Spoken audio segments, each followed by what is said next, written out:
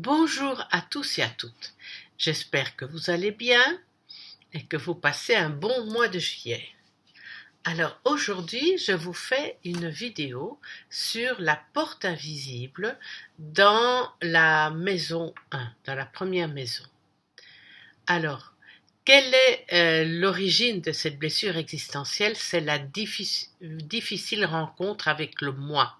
C'est-à-dire, on a autour de nous, c'est une image, hein. On a ce qu'on appelle la persona, qui est l'ensemble des personnalités qu'on montre au monde extérieur, un peu comme des marionnettes, et à l'intérieur, on a le moi. Et avec la porte invisible, en première maison, on a des difficultés de rencontrer son moi. On a l'impression que personne ne vit à l'intérieur de nous-mêmes. Et pourquoi? Ici, l'hérédité joue un rôle douloureux. Dès son incarnation, le natif est promu l'héritier d'une filiation. Lui a-t-on attribué le prénom d'un aïeul? Est-il le premier-né sur lequel les parents ont investi, l'aîné de son sexe? Un surinvestissement familial lui incombant d'assurer une succession. Cette notion de fardeau risque d'entretenir sa douleur une grande partie de sa vie sans qu'il en connaisse vraiment la provenance. C'est-à-dire que on a l'impression, avec une porte invisible en première maison, qu'on ne sait pas qui nous habite à l'intérieur, en profondeur. On a l'impression, on a un sentiment de vide.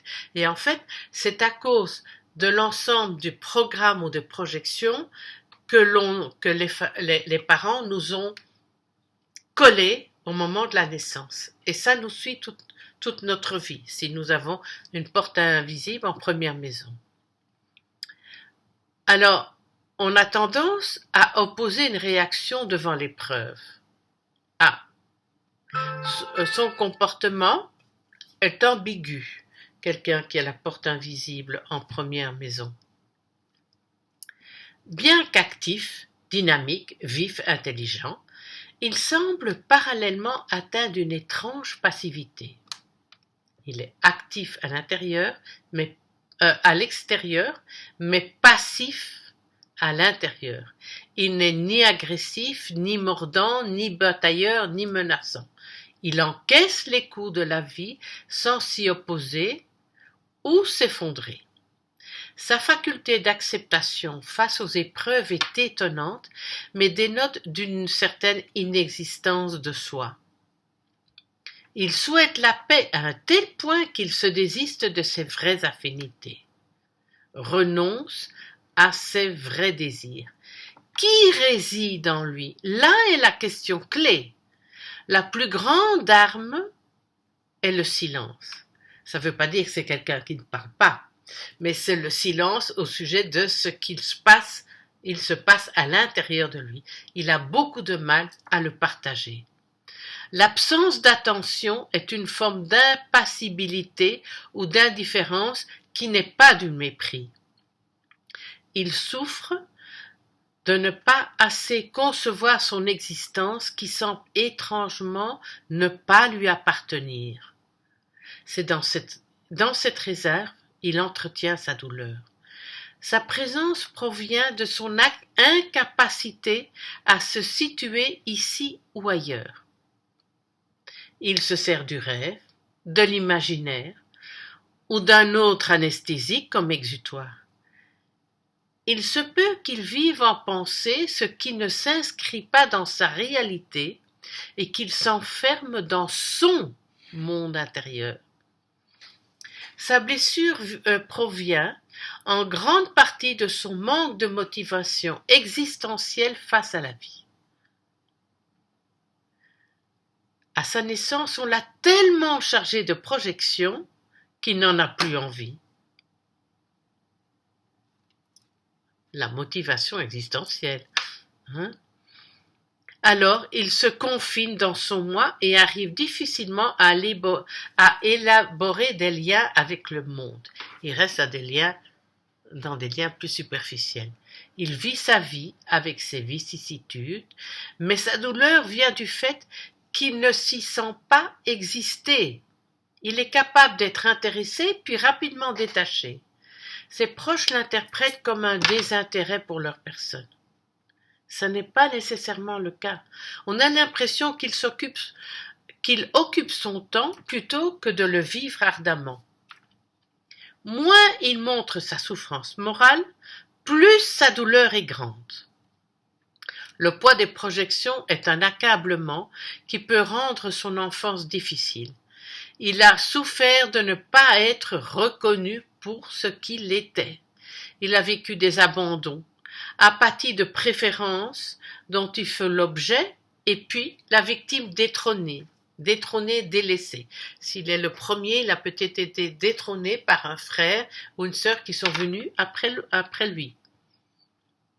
Toutes ces attitudes contradictoires ont abîmé le sentiment de son moi. Il manque d'assurance ou de persuasion et ne ressent pas la nécessité d'agir. Est-ce bien la peine? Laissons faire, ça va s'arranger plus tard. Maintenant, il peut préférer moins parler ou carrément taire ce qui se passe intimement en lui. Il a dû s'effacer tout en restant axé sur sa personne. Devoir exister dans l'inexistence lui fait mal et lorsqu'on le côtoie, on peut observer tous les mécanismes de ses désistements. Les parents qui ont des enfants qui ont la porte invisible en première maison devront être particulièrement attentifs. Il leur est conseillé d'être particulièrement vigilants à reconnaître cet enfant en toute simplicité, sans rien lui imposer, ce qui n'empêche pas l'autorité, mais ne pas lui imposer comme ça beaucoup de choses d'emblée qui l'empêcheront d'être lui-même. Il s'agit chez lui d'un calme relatif, acquis dans le retrait. Bien que physiquement présent, il a la faculté de s'abstraire par la pensée. Il ne s'affirme pas. Son moi cède néanmoins à l'influence de compensations essentiellement mentales ou narcissiques. Cet amour porté à soi concerne essentiellement le corps par rapport à la réalité. Donc cet amour qui concerne essentiellement le corps par rapport à la réalité n'est pas encore établi. Si une fixation au stade narcissique s'instaure, une paranoïa peut en découler. La rigidité de ses valeurs personnelles et son égoïsme ont créé des réactions qu'il n'a pas vues, car trop occupé par lui-même, à essayer de se trouver. En retour, l'image du moi a été agressée et la blessure se situe là. Séparé du monde, il a pensé ses blessures sans les soigner. Il s'est intériorisé en se coupant des autres. Il n'a pas pris en compte les effets de ses actes. Il a omis de pratiquer le rappel à soi. Bon, ceci est un résumé de la porte invisible en première maison, mais vous avez déjà un bon aperçu qui a quand même son poids. Alors, où se trouve la résolution? Elle se trouve dans le signe opposé, donc la maison opposée. En développant les qualités du signe opposé à l'endroit où se trouve la porte invisible et en vivant de plus en plus la maison opposée qui est la 7e maison. C'est au travers de la relation à l'autre qu'il va pouvoir guérir ses plaies. Comme il n'aime pas les rapports de force, il peut les éviter mais sans pour autant se taire. Avec cette configuration, il doit s'exprimer. Quand on est avec quelqu'un, s'instaure suffisamment de confiance pour qu'on arrive à exprimer ce que l'on vit intérieurement quand on a une porte. Et quand on a une porte invisible en première maison, c'est très important. Le mariage est un domaine à vivre. Il doit s'y dégager de son enfermement pour ne plus vivre le couple comme une épreuve ou un échec. La clé, c'est d'aller vers les autres sans espérer une réciprocité. Il doit parler d'autre chose que de lui-même, penser aux autres, se sentir à égalité avec son partenaire, se mettre à sa place et établir avec lui des liens émotionnels, affectifs et pas seulement sexuels, professionnels. Ça peut être des liens professionnels de façon stable et sans aucune dépendance. 2 personnes entièrement présentes avec chacun sa spécificité dans un rapport fraternel, c'est-à-dire sans dominant et dominé. Exister au regard de l'autre en s'extériorisant, ce qui fait sortir quelque chose de lui.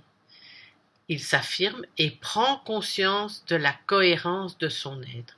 Et plus il apprend à regarder, à comprendre, à connaître l'autre, plus il apprendra à se connaître lui-même. L'expérience de ce vide donne conscience du plein, sortir de l'intérêt exclusif à son moi pour accéder à la totalité de soi.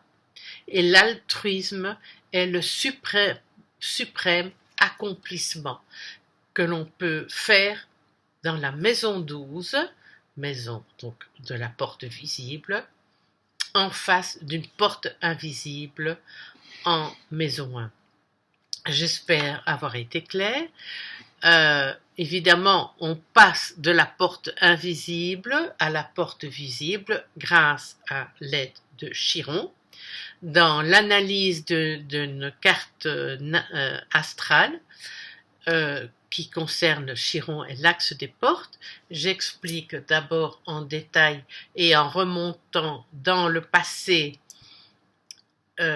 pour vous toucher émotionnellement et vous expliquer ce que vous vivez émotionnellement. Je vous rappelle que je suis une astrologue psychanalytique et évolutive avec plus de 40 ans de formation de psychanalyse jungienne.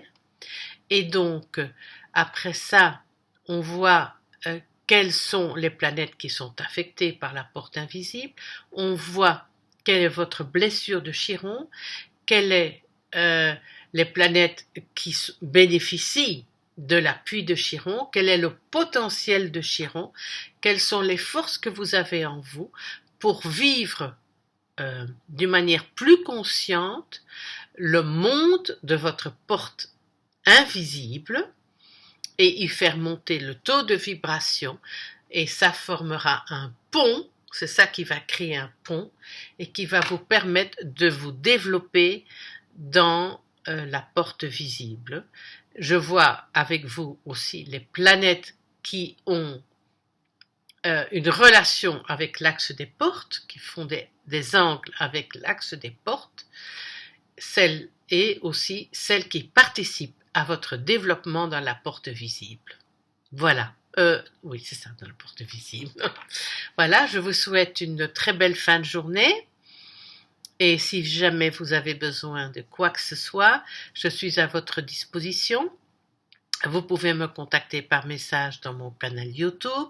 Vous pouvez me contacter aussi à travers Facebook au nom de Céleste Vink et au nom de Astro Céleste.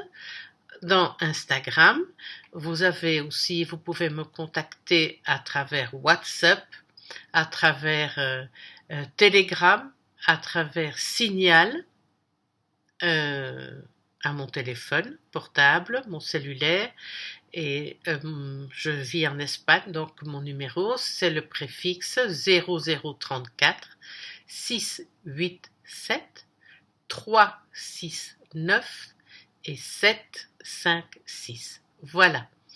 De l'infini potentiel qui est en moi à l'infini potentiel qui est en vous et à l'évolutionnaire en émergence qu'il y a en vous, je vous honore et je vous souhaite de belles vacances et un bel été. À bientôt, j'espère. Au revoir. Au revoir.